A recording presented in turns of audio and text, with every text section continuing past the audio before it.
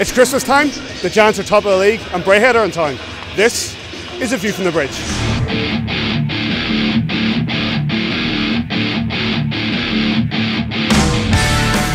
Welcome back to another video episode of A View from the Bridge. We've got a lot of stuff going on. Braehead are in town, the guys are warming up for what is a top of the table clash, but we've got a great show ahead for you. Davey's talking to Rob Stewart, we got Coach in the box talking to Adam Keefe, and I'll be chatting to some of the Braehead fans. So let's get on with the show. There are a lot of podcasts in the Elite League now, a lot of fan media going around. We had the guys from the Cat's Whiskers on here in our first A View from the Bridge TV, and joining me now is Raymond Monaghan of Centre Ice UK podcast. Raymond, thanks for joining us on A View from the Bridge. No problem, thanks for joining me. How was your boat trip over? A bit of a hairy one? Oh, very, very rough, yeah. Rough seas. One of those ones that lived up to the billing, so quite a lot of seasickness going about, but hopefully calm water's coming back. So tell us about the Braehead clan this season. You know, Ranford's got a great team there assembled. You're riding high just behind the Belfast Giants. A big crunch game tonight, but how do you have a lot of injuries as well. How do you feel this season's went? Oh, I think it's been above expectations after what happened last season. You know, really the goal was re-establish this team, get back to a team that can punch above their weight and start getting up in the standings. So we're really hoping for retaining that conference title, maybe pushing into the top four and getting to that elusive playoff weekend. So far, well above expectations and doing so well with all those injuries and even a couple of suspensions as well. I think that's really showed the character of the team that Ryan's trying to build. You speak with all those injuries, you're talking to people like Ash Goldie and really key parts of that Braehead team. When everybody comes back to it, you've got a real title challenge inside there. Yeah, I would like to think so, and we've actually got a luxury tonight. I think it's Joe Cullen that's actually sitting out tonight. I think that's the first time we've had a completely full squad in, well, since August, so it's a nice luxury to have, to be able to rotate someone in and out, and especially for ties like this when you've got a double header. Yeah. Well, we've got we're chatting here before the game at the Odyssey. You know, what are your predictions for tonight? Well, I think these ties between these both clubs are generally very tight with a lot of goals, bar the odd blowout aside. A lot of goals. I think we'll have a lot of excitement, and anything that doesn't come to a head tonight, I think will probably come to a head tomorrow night. And a quick word about your podcast, Centre Ice UK. You've just started doing that. How's it been going? Yeah, it's been really, really enjoyable. I actually worked for the Braehead clan last year as our media officer. So due to the management changes and that, folk brought in their own people, which is fine. But I thought I've got all those contacts there hot, so I thought, well, it'd be nice to do something useful with them, and this is what I've decided to do. So I've actually just had a text from a producer saying we've just had an hour-long interview with Wayne Scholes, just conducted, the owner of the Telford Tigers. So folk can look forward to that one. In the new year, it'll be an explosive interview. Yeah, you have some great players. You've had Simsy on a week before. You've had some guys even when the Continental Cup was going on. You had some guys involved in that. So where can the guys get your podcast if they're trying to find it? Yeah, sure. The website is centreiceuk.com, and then we're on Twitter at centreiceuk, and Facebook is just facebook.com/centreiceuk. It's a fantastic podcast and well worth tuning to. Thanks very much. Thanks very much for having me, Patrick. He's grey, he's old, his skates are made of gold, and finally, after 13 years, assistant head coach of the Belfast Giants, Rob Stewart, has been awarded a very well-deserved testimonial. Rob, welcome to the show. Thanks very much, Dave. Rob, as a Canadian, how did you end up in Belfast to start with? In Belfast? Well, it all started coming over to the UK early in 1990. I came over to play for Romford Raiders, and it just continued on. Ended up in Bracknell with a little spell in Telford, and then after winning the Super League title with the Bracknell Bees in 99-2000, me and Dave Whistle decided to take a jump and take a chance and come to Belfast. We've been here 13 years now. How do you think the standard compared to the ISL days whenever you first started up in Belfast and what the product we have now? How do you think it's changed? It's definitely changed a bit. I mean, the ISL, we were, all import hockey. It was pretty high standard, and I think over the years with the Elite League, it's pretty similar now. I mean, it started off probably not as good. It wasn't as much depth, but over the last few years with the British kids coming along and stepping up to be on par with the imports we're bringing in, it's really improved the game.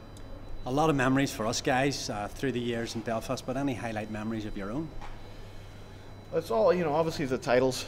The first title with Wiss, and we won the league in our second year, and then playoff championships. I mean, you can't beat winning the championships. And then over the last, Ed Courtney, when the year he coached, we won a title, and I think it's just the feeling of winning, it's great. I mean, I've had a lot of good memories here and a lot of, it seems like a lot of titles.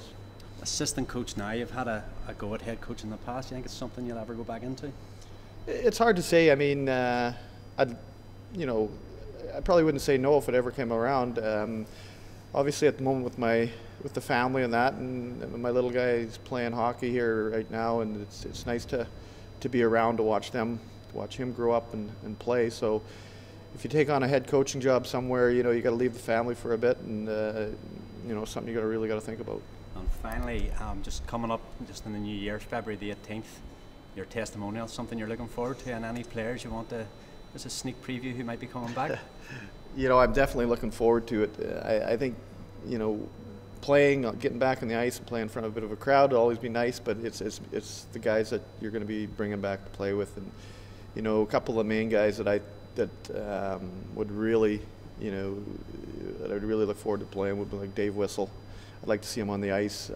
Paxton Schulte, Kurt Bowen. There's a few names out there that would, that hopefully we'll get here, and I believe we will. On behalf of you from the Reds, we were able to tell you that we've been able to put a bit of a sponsorship package together to help you get one of those players back. So just you let us know who it needs to be, and we'll make sure that happens for you. Well, I know, and I really appreciate you guys doing that, and I know the general consensus is for Paxton, and so it'd be nice to get him back with the help of you guys. Thank you, Rob. Thanks very much. Great chat with Rob Stewart there. Not Rod Stewart is what I thought you said. Rob Stewart there. We're here in the Belfast Giants dressing room before the game against the Braehead Clan. I'm with the boys. We're just trying to tune up for the big game. Boys, let's get off these things here, will we? Coach, tell us this. Game against Braehead, top of the table clash. It's really a big game for the Belfast Giants, especially when you're talking about going forward and our title aspirations. Absolutely, no question about that, Paddy. The Belfast Giants have started the season off fantastically well, no question about that. And the Braehead Clan come in here on the back of a couple of very good victories, and they're starting to find a wee bit of form again this season. And Belfast Giants are going to have to be on their mettle tonight to secure the 2 points. Yeah. Davey, we're top of the table with games in hand over other teams. Even if they get them, they're still points behind. How good is it looking for this season, you think? It's been a very, very good start, put it that way. It's a very good work in progress. With half a season still to go, points still to be won to get the title, but we are sitting pretty at the minute. Last time the Braehead Clan were here, the Belfast Giants walked away with them. It was still a tough game. We had them in the Challenge Cup. It was again a very tight game there. Ryan Finnerty always has his teams ready for these games. Very much so, Paddy. Ryan Finnerty has done incredibly well as a Braehead Clan coach so far. He's kind of built a very good side. We chatted to him before the first game here, and he kind of said that this is the first time that he's been able to actually build from his own starting point, as it were. They're a very good team. We've got to really watch out for them. Last time they were here, 5-4 victory with only 6 seconds to go. Chris Higgins came up with a bounce play off the goaltender with, as I say, 5-6 seconds to go. What a fantastic game that was. Fantastic atmosphere. Here's hoping that tonight's going to be as good. Good bit of commentary as well, is what I remember. Absolutely. Murph and I in full flow that night. So looking around, Belfast Giants locker room here, fantastic facility. Where are you sitting, Davey? Oh, Coach, I'd probably take the number 68 spot there beside. He's been very, very, very good this season. He's got sick hands, as you said before. My Pavel Datsuk of the Belfast Giants, he's just got everything, bit of skill, and his back checking as well. He's a player that goes both ways on the ice, and fantastic addition to our roster. And I don't think I need to ask you, do you? I think it's number 12 over there. Number 12, Jeffrey Suez, Paddy would be my number one, but certainly right up there would be number 47, Adam Keefe as well. The heartbeat of the Belfast Giants team. Ding. Ding. And to turn the mic on you, Paddy, where are you going to sit? I have to say it's either Higgins or the big man here, Stephen Murphy. He's always came up big for us. He's been a fantastic player every season he's been here. I was very cynical about when he came from the Manchester Phoenix. I didn't think that he was the player that we needed. It turned out to be absolutely the player we needed. He's a standout goal contender of the elite league, and yeah, and he won us the championship, which Mr. Sims in Sheffield said that would never be done. You're absolutely right. So, looking forward, we've got half the season gone, half the season to go. Where are the key moments now from here on in? I think consistency is the key, Paddy. We've talked about it on the View from the Bridge podcast. Consistency is absolutely critical moving forward. If we can continue to win our home games, We have been fantastic on the road. You know, the hashtag road warriors that we have been given this year and over the last couple of years as well. We need to maintain our road swing, as it were. We're doing very, very well on the road, but at home we have to maintain that consistency, because at times over the last few years we've been maybe not the greatest at home.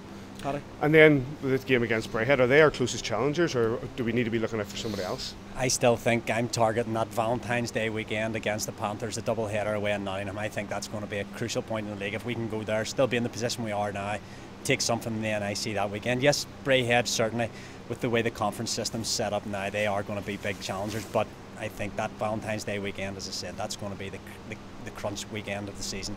Well, equipment manager Jason Ellery's setting up for the imp, and the smell in here is delightful. So we'll have to make a move. Delighted to say join us is Belfast Giants captain, number 47, Adam Keefe. Adam, delighted to have you here with us. Just want to talk about the fighting aspect within ice hockey and kind of how you kind of got into that role, as it were, because every kid growing up probably wants to start off as the next Wayne Gretzky, but it doesn't always happen that way. How did you develop into the fighting role? I think you hit the nail on the head there. I think everyone wants to be Wayne Gretzky, Mayor Lemieux. I mean, when I was young, Mayor Lemieux was my idol. I think, you know, as you start to develop and start to get older, you find yourself a little role, and you need to develop a role, and you need to develop one thing and be really good at that thing. And I think when I turned 14, 15, I think I got into my first fight, and I enjoyed the adrenaline rush, and I was already a physical player, so I kind of just realized that that's going to have to be part of my game as I go forward. And my first year in the OHL, you know, I wasn't playing a lot. When you're an underage, I mean, I was 15 playing on a team full of 16, 17, 18, 19, 20-year-olds. So you don't play a whole lot, and you want to contribute every night. And, you know, thankfully, I guess, fighting is I wouldn't say an easy way to do that, but it's something that you control, whereas I can't decide I'm going to go out and score a goal immediately. I can decide I'm going to go out and start a fight. Who was that first pro fight against then? So when you moved from the juniors up into the pro ranks, who was that first pro fight against? And the night before that, was there? Did you have a sleepless night knowing that you were going into your first pro fight? No, not really. I mean, I fought a lot in junior. I mean, there's no way to sugarcoat that. I think I still lead the OHL in fighting majors.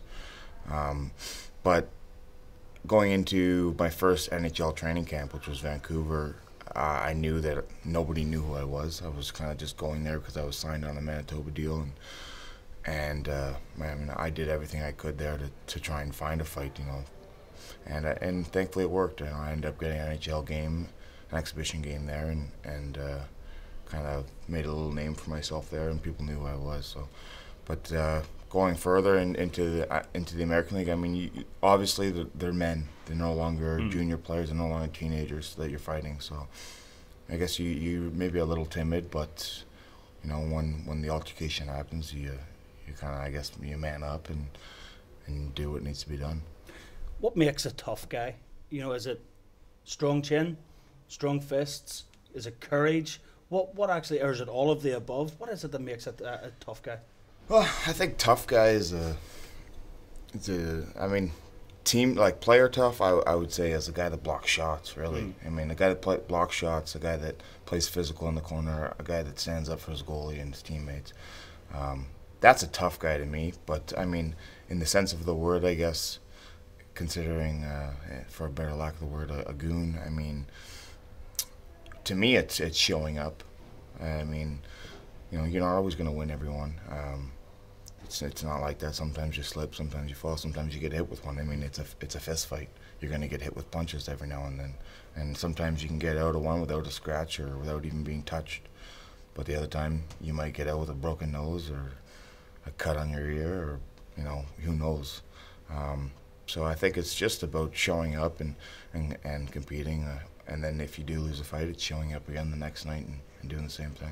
Has the role of the tough guy changed in the last few years? You know, we've seen the NHL evolve quite a bit, and kind of you start to see the role of the tough guy kind of falling away further and further, but yet we start to see a lot more kind of cheaper type hits. And I read an article recently on the NHL website to do with tough guys, and it seems like maybe some of the lesser or some of the smaller players are maybe getting a wee bit chippier now, maybe putting in hits that they would never have done because the fear factor is no longer there. And do you think that's a relevant point? Well, yeah, definitely. I think that the reason fighting was ever in the game and still is due to that fear factor, because it you know, if there's guys on the ice that are going to make you pay for your actions, you might think twice.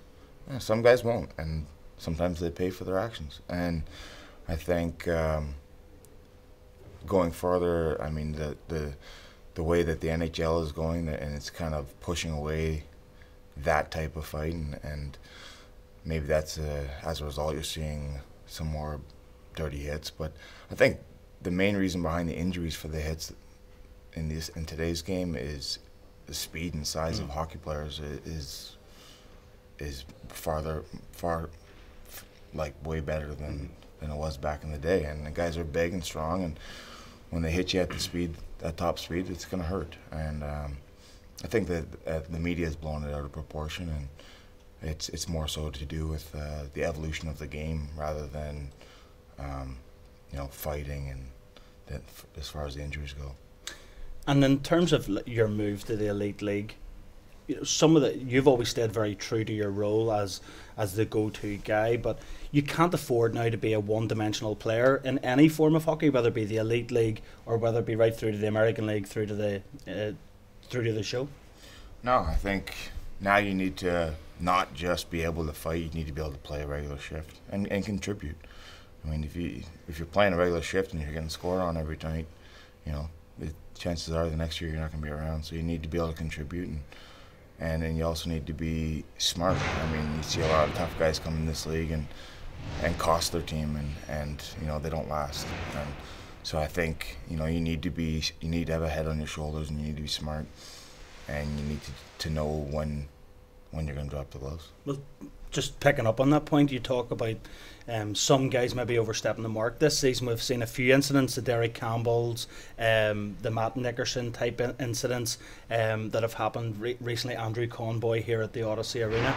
What's your thought process on how Maury Hansen has dealt with those bans, and also does that, for you as one of the league's enforcers, the league tough guy, does that annoy you to see other tough guys kind of overstepping that mark, you know, kind of going against the code, as it were? Well, it's a tough question, because last season I don't think there was that accountability to players. I mean, it was kind of I wouldn't say a free-for-all, but there wasn't many guys being held accountable, and I think Maury's done a great job this year of, you know, setting a tone and sticking to it. And obviously it hasn't worked out for, you know, those guys that got those big suspensions, because you know, whereas maybe last year they would have got away with that. And you know, it just it's a learning curve. I mean, and I learned my lesson earlier this year with those 2 suspensions I had. I mean, I know I have to walk a fine line and be smart, you know, maybe not make that hit that's going to cost me a 10-game suspension. So I need to really pick my spots and really make sure that I'm not stepping over that line. One of the things that's always amazed me as a hockey fan watching the sport and seeing tough guys going up against each other. For example, you've had a few battles with Mike Hoffman over the years back in the American League, and then all of a sudden he comes back to Belfast and the two of you are rooming together. Is that a strange thing for you, the hockey player, or is that just accepted within the game? I think it's accepted within the game. I think as far as me and Hoff go, that game, they were beating us up by 4 or 5 goals. I didn't want to fight him. The guy's 6'6", he's a monster. He's one of the biggest humans on the ice skate, so I didn't want to fight him. But you know, the way the game goes, I had to do my job, and I knew that he would oblige. So he was the easiest, I guess, target and the biggest one. But you know, there was no harm done with those fights. He wasn't happy with the first one because I kind of jumped him, so he asked for a second one, and no, I just agreed. No, he gave me enough. He gave me enough crap about jumping him, so I gave him a second one. But you know, he comes here and we end up rooming together, and I have great laughs with him. I think we watched those fights a couple of times and laughed about it. Who's the overall tough guy then? The toughest of the tough that you've fought throughout your hockey career?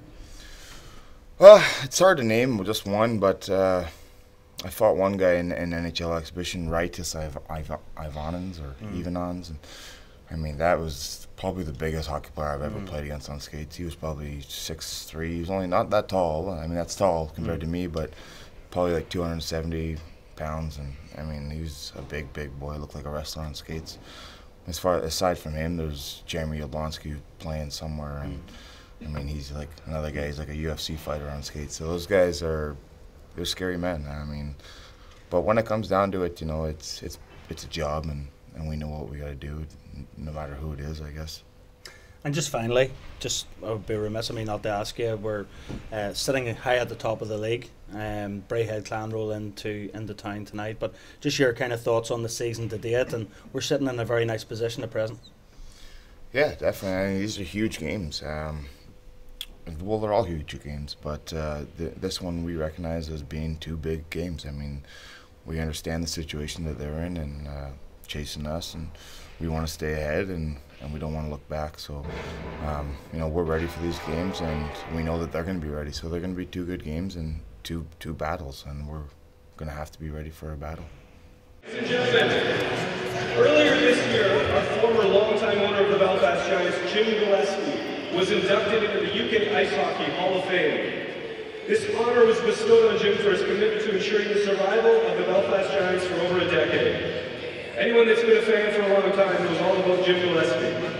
But two people, two longtime fans in fact, worked tirelessly to make this induction happen. Patty Smyth and Davey Majimsky made this happen, and tonight we thought it was only fitting that they present the certificate of induction to the Hall of Fame. Sadly, Jim is out of the country in America, and Jim is unable to be here. And Jim cannot be with us here tonight. So his brother-in-law and longtime Giants fan, John Small, is here to accept the award on his behalf. I think we can all join together with a big round of applause in honor of Jim Gillespie and to thank Patty and Davey for making this happen.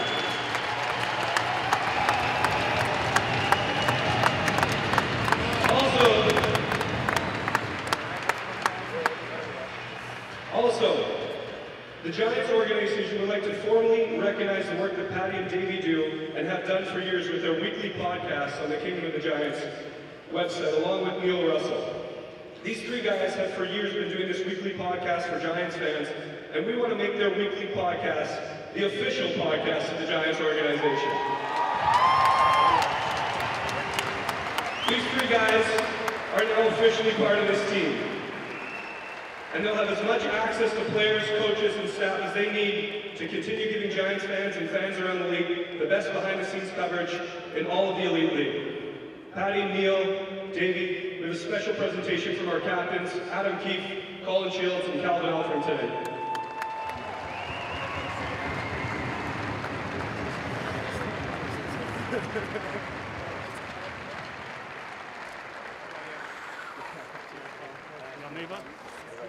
We got these three jerseys, recognize the podcast, recognize their commitment, and they're part of the team from now on. Neil Russell, Davey Majimsky, Patty Smyth, thank you for your commitment and for your support over the years. And ladies and gentlemen, thank you for being here tonight. After the game against the Braehead Clan, I've got a whole host of people here with me. First of all, Robert Fitzpatrick, CEO of the Odyssey Trust, Todd Kelman, General Manager of the Belfast Giants, Neil, the coach, Russell, and Davey Majimsky off of AVFTB. I'll start off with you two gentlemen.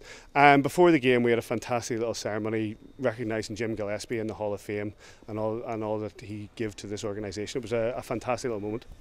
Yeah, it was good. It was recognizing you guys as well. It wasn't just about, don't be so modest. We were recognizing Jim's induction in the Hall of Fame, but I mean, we also recognize the work that yourself and Davey did to get him into that Hall of Fame, and also the whole, you know, we recognize the whole View from the Bridge podcast, because this year especially we've really noticed what an impact it has with our fans, and our fans really love doing it and love listening to it, and we actually quite like listening to it ourselves, and you guys do a really good job. So Robert actually was the one that suggested about doing something special to recognize the work you guys do, and I think it deserves the recognition it gets, because I know a lot of people listen to it. I listen to it now after 14 years. So yeah, after 4, you've been on it quite a few times. I just didn't know what you were recording for. I just thought for my own personal pleasure. Exactly. But yeah, and we were presented with these fantastic shirts, and recognised as now the official podcast of the Belfast Giants. Regards to again Jim Gillespie and everything brought. One of the things you said in your interview the other week was that we've recognised our past. We need new news. This is really part of that, and recognising what Jim had done for the organisation. Absolutely, Jim Gillespie can never be forgotten. I don't think anybody will ever underestimate the effort and the commitment that Jim had to the Giants. I think that it's only right and fitting that we find as many ways as we can to remember Jim, and given the sterling work, and I would commend what Todd has said, given the sterling work that you boys have done in getting him recognised in the UK Hockey Hall of Fame, and then more often than that we're able to get a chance in the home rink tonight to once again formally say thanks through you for the work that was done, is only fitting. But that's another piece of the jigsaw now put in place. We're making new news here. We're top of the league. We've just beaten the second place team. Under our stewardship, we've tried to do things in a different way, and really, it's about us all setting new standards and creating new histories for ourselves that we can be proud of. It's wonderful to have a history. It's wonderful to sort of remember all of the good things that I've done in the past. We're going to get a chance to do that on the 18th of February with Stewie's testimonial. But pretty much after that, then it's about talking about what we did. Let's talk about what we have to do. I think that's what's more important now.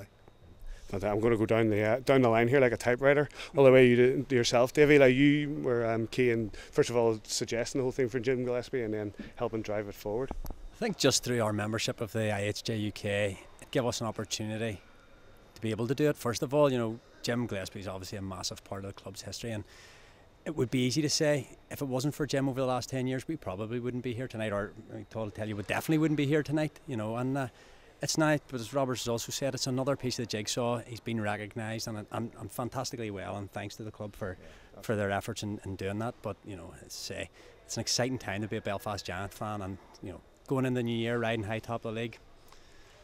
Let's look forward to 2014. Let's talk about that exciting time. Coach, a great game today. You were up there calling it. It was a fantastic one for us. I thought the Belfast Giants played really well today, Paddy. It was kind of a bit of a scrappy first period by both teams. Overall just scrappy. But I thought as the second and third period progressed, I thought the Belfast Giants were the dominant team. And I know Davey had a chat with Ryan Finnerty after the game, and he pretty much said exactly the same thing. A fair result for the Belfast Giants.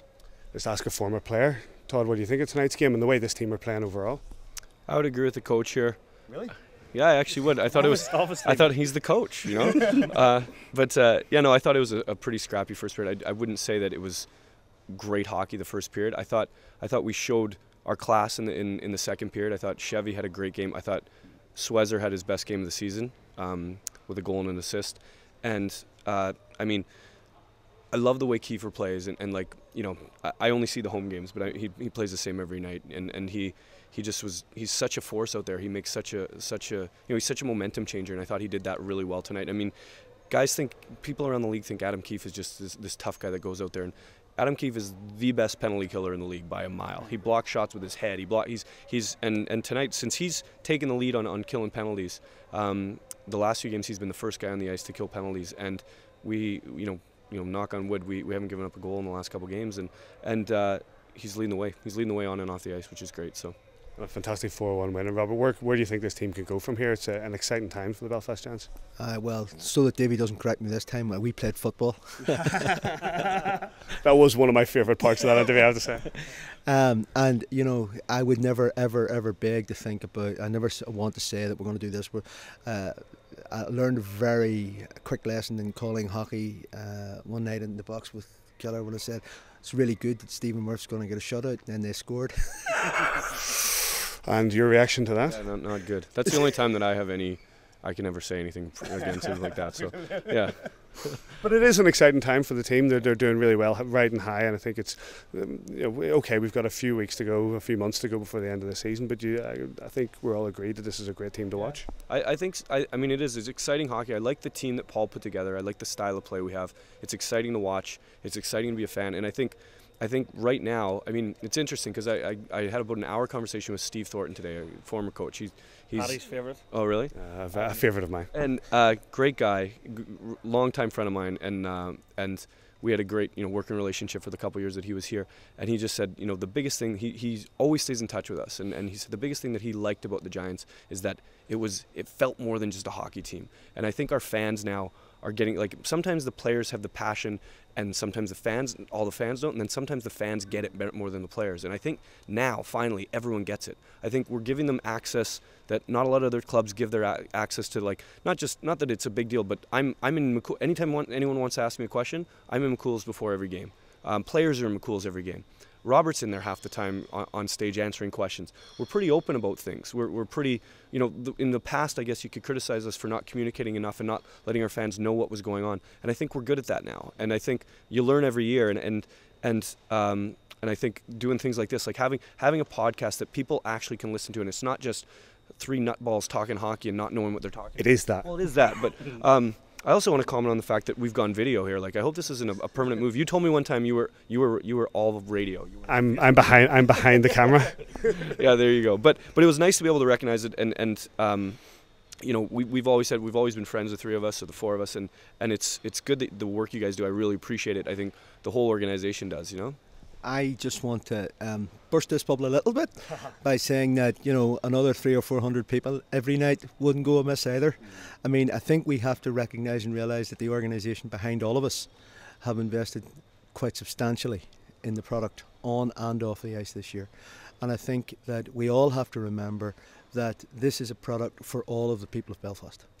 It's a product that we're all passionate about, and we've all, I freely admit it now, I've got the bug as well, but we've got to make it available. We've got to make this excitement and this passion and this desire and this commitment to our team much more widely known. And whether it's a question of what we do, what the great work that Todd does, the great work that Brooksy does on social media, the work that you do, is we've got to get the message out that this is the place to come to if you want to experience entertainment and sport rolled up as one. It's a fabulous, fantastic product, and the more people that come and see it, the more successful we'll become. I think the guys will agree with me here when I say the access that we've been given in regards to the Belfast Giants has been absolutely superb, and it's a great testament to you guys and a great deal of gratitude for you guys that we are able to do this and stand here on the bench and chat to you, because as I said, I think to yourself, Coach, if the 18-year-old Patrick Smyth, who was stood up there half drunk shouting his favourite players, knew that he'd be right here now talking to you guys, he wouldn't have believed it. So it's a thanks to you. It's been a really good night tonight, and it's thanks for joining us. All right. What a great day, what a great show. Thanks to everybody who joined in. Thanks to Robert and Todd and Rob Stewart and Adam Keefe, and it's been an absolutely fantastic day. Thanks to the man who likes to hide behind flowers and plants, Neil Whiteside, for his fantastic work behind the camera, and to the Giants Live TV guys. We'll be back on the normal podcast where you don't have to look at my face come Wednesday, and wherever you're watching your hockey this weekend, we hope you enjoy it. We'll catch you here next time on A View from the Bridge.